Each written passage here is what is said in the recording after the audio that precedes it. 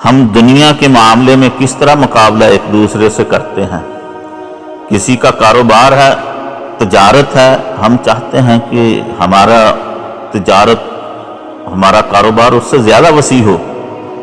فلاں کے پاس اتنا پیسہ ہے، میرے پاس اس سے زیادہ پیسہ ہو۔ فلاں کے پاس گھر ہے تو میرے پاس بنگلہ ہو۔ اس کا بیٹا ڈاکٹر ہے تو میرا بھی ڈاکٹر بننا چاہیے۔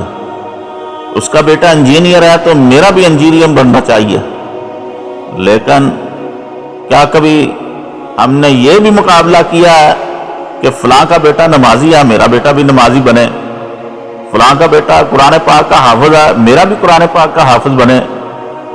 فلاں کا بیٹا عالم ہے، دین کا علم جانتا ہے، مدرسے میں پڑھتا ہے، دین سے آگاہی رکھتا ہے، میرے بیٹے کو بھی دین آنا چاہیے۔ فلاں کا بیٹا باعمل ہے، میرا بیٹا بھی باعمل ہونا چاہیے۔ لیکن ہم ایسی چیزوں کو اپنے لیے فضول سمجھتے ہیں۔ ہمارا مقابلہ ہوتا ہے تو صرف دنیا کے معاملے میں مقابلہ ہوتا ہے۔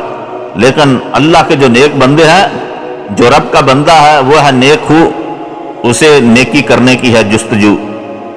نبی کریم صلی اللہ علیہ وسلم فرماتے ہیں، دو آدمیوں کا عمل قابل رشک ہے، یعنی کہ دو قسم کے لوگ ہیں جن کے ساتھ مقابلہ کیا جا سکتا ہے۔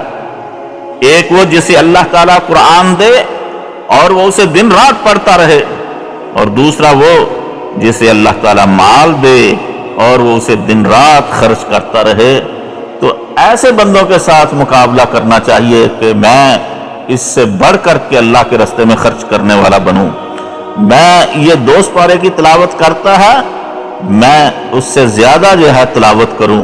یہ ہے مقابلہ، نہ کہ صرف دنیا کے مال و متاع میں مقابلہ کیا جائے۔